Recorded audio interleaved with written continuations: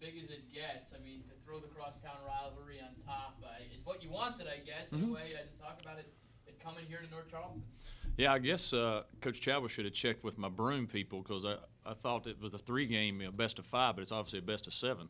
So I shouldn't have run my mouth so quickly. But we're looking forward to hosting the playoff game. Our guys have earned that opportunity. We're thankful for that. And then to be obviously playing the rival, down the road in the season that they've had. I think it just speaks volumes really for the low country football. I mean, whether who you're a fan of us or them, I mean, how special it is to have 2 FCS teams in the top 16 in the country, and they both here in the city of Charleston. So we're excited about hosting and letting our kids experience that and seeing if our stadium can hold all the people that's going to be coming. So I'm anxious to see the game on Saturday. The room was for your players. Obviously, the Citadel fans took exception to it. There's kind of, it still rears its head that there's a perceived superiority that the fans believe their program has over you guys. But do you, looking back at that, do you wish you didn't do that because you don't want to rile up the not the fans, but the players and the coaches? Or you still like what you did as far as firing up your players, and you feel like your players still have a drive to play the Citadel? No, I mean, Coach Chadwell could have probably handled it better, but I'm not going to take back why we did what we did with it. I mean, it was I said it from the get-go. It's from our motivation and nothing to do with their program for stuff that we're trying to accomplish. I have respect for their staff, their players, and the people that respect us, that feel like that we're a competitive program too. So.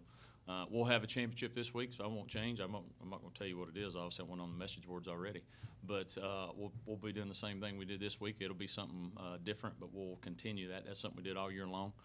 Maybe I'll handle it better if we get the opportunity to win the game than we did last time, but no regrets of doing it, no. And just, I mean, talk about, doing things like that, does it make your players who are not from here understand what this rivalry is and what it could be?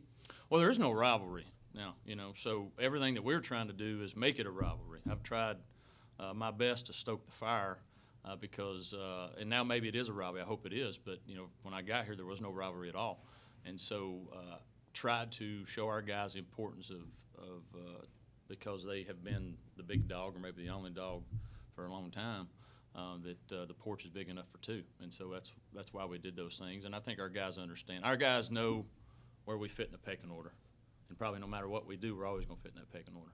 But if we can continue to win and do some things, hopefully we can get on sort of the front page with them side by side. So that's our I think our guys understand that's what's important for us to continue to build our program is, you can win games like this. Jamey, just relative to their league, I think they were picked 7th going in and didn't have that good of a season last year. What can you say about the job Mike Houston has done this year? Well, it's been outstanding. Obviously, to share that title there in the Southern Conference, obviously with the tradition the SoCon has, I think it shows you what the media knows about football. He had a lot of good players coming back, but I think what's been impressive is he's got the guys that Coach Higgins left, the older guys, and then he's mixed in his guys there, the younger guys, to buy into what he's done and be able to, make the run that they did and then go up there and upset South Carolina. It's been pretty impressive, that he can do that. But he's proven that at Lenoir-Rhyne. He did a good job at Lenoir-Rhyne, so he's a good coach. He knows what he's doing. And, our staff and our players know that when they come in here, it's going to be a well-prepared team and that we have to play well to beat them. Do you think there's still a perception that they're 1 and you're 2 in this market based on coverage, or is it based on just what the Citadel fans think about their program? I would say they're still 1, we're still 2. I would say they're probably going to be favored in this game. If you look at everything based off of history and all the things and where we're at, where they've been, I know most people would still, if compare their season to our season, they're still probably going to get most of the pub compared to what we're doing. That's part of it. That's fine. But we're hoping by continue to win, continue to do the things and build our program that 2 programs of FCS can coexist in the same league and have respect for each other and bring notoriety to Charleston and the FCS football here in South Carolina because, this South Carolina region, what everybody calls it, it's 3 pretty good football teams in the FCS and they obviously beat Coastal and took care of them. So we'll see how this Saturday goes. Hopefully we can continue to build our program. As far as this game goes, could you have fathomed 3 years ago coming here that you'd be hosting a playoff game, at CSU Field? I mean, is that something that you fathomed this quickly, hosting a game of this magnitude at this field?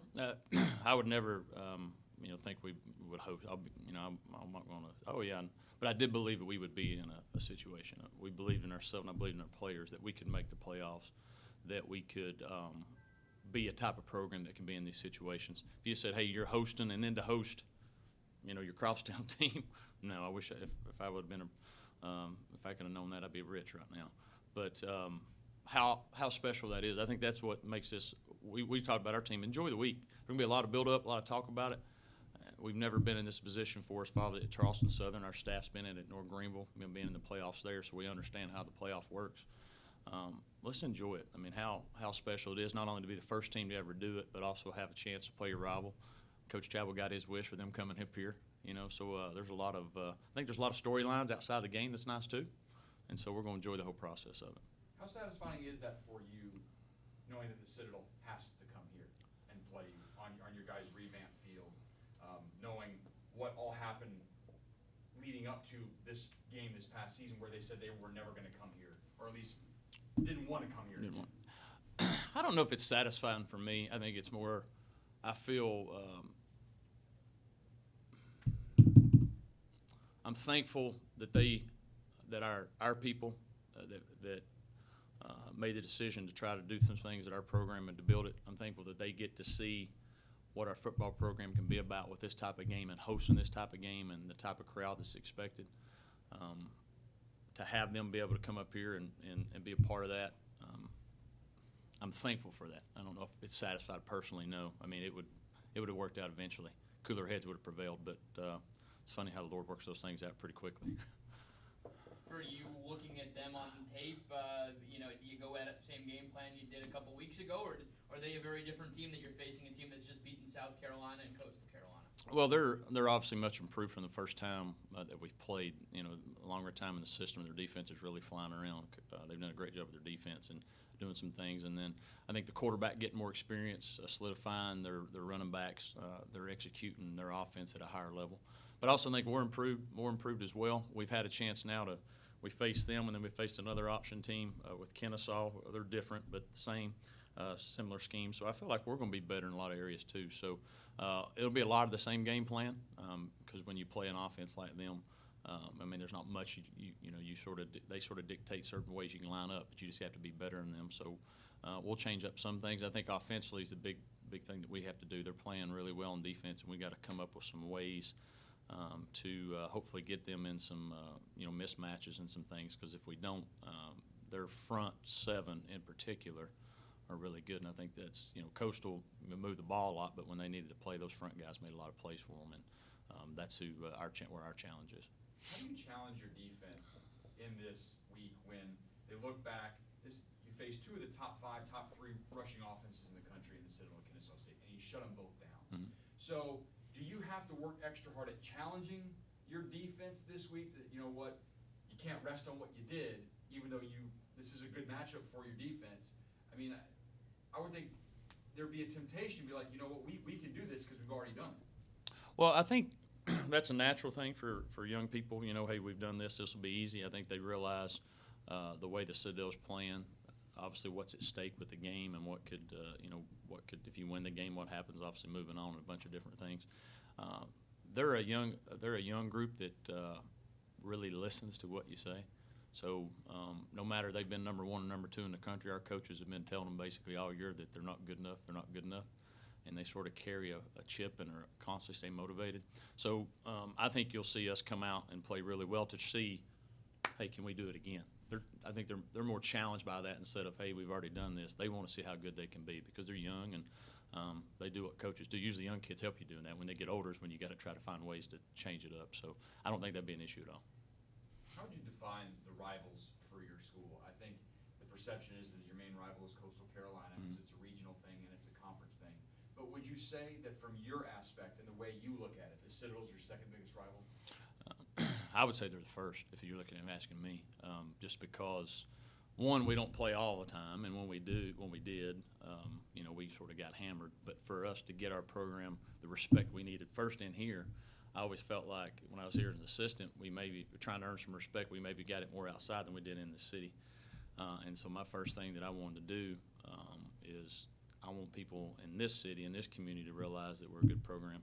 And so we made them the number one, and that if we can beat them consistently, not just once every so often, consistently, and prove that we're on an even field or maybe better, that would pay dividends down the road for what we're trying to accomplish.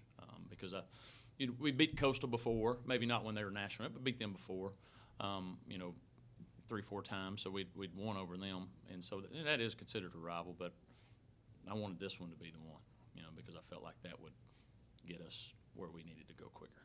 And considering where the rivalry was when it started and the way those scores were, if you win on Saturday, you'll tie the all-time series. Mm-hmm. How crazy is that, considering where your guys' program was before you got here and the way they struggled with the Citadel? I didn't know that. I don't know what the overall record was, but that'd be nice. After sort of being, or not sort of, but being looked at as second string to when all said and done, to have an opportunity to be even there with a rival would be pretty special, at least personally. I don't know if our kids care or not, but for the program, for Charleston Southern, and what we're trying to do as a university, I think that'd be big. How much do you think the first game and the first half, do you think anything of maybe being too amped up for the game, and if so, how do you try to kind of guard against that in this one? I don't think we was too amped up. I think we made some bad choices, bad decisions there that cost us a couple of things, cost us some turnovers and points. I think this week specifically, you can't be in a playoff game. I think sometimes you try to do too much, or you do get too jacked up. We've talked about our guys with just being consistent and doing the things that we've done. I think that's the main thing, is who can come out and treat it as a normal game. Now, one of the advantages they have, I believe, is they played last week in a playoff atmosphere. They've probably been playing in playoff games the last 2 or 3 weeks, because not knowing if they're in or not. Where we've been a little different after Kennesaw, we sort of secured, the playoffs. It was just trying to earn, better seeds. So I think they have an advantage from that aspect of being in that environment. We'll have to adjust to the, I don't know if it's pressure or whatever. We do have an advantage of having some off days, rest-wise. But when it's this late in the year, teams are teams, so not too much. Who do you think appreciates this opportunity more? Your players and coaching staff, you, or the CSU fans who, like kind of what you're saying, they've kind of felt that their school's been disrespected a lot in this matter. Do you think that there's an overwhelming appreciation about this week and about what's going to happen on Saturday? I believe so. I think when you've been told so long that you're this, you sort of start believing it, and you start thinking that way. And there's a select few that are proud of the institution, no matter where we stand or what your records are. But I think because of the season, and because of really not just the season, the last 3 years, and winning some games and getting some recognition, I think we've had a lot more people be proud of being alumni and standing up for Charleston Southern. And so I know our kids are appreciative of being here, and I know the coaching staff is, but I've heard from a lot of people that they're thankful for the season and just what having success and allowing what people feel about Charleston Southern, allowing other people to see it. It's a great place. It's a special place. It's unique. Not everybody likes it. Not everybody believes in what they stand for, but the ones that do have a love for it. And to be able to get that out more and more to more people and let them see that, there's a lot of people that are thankful for that.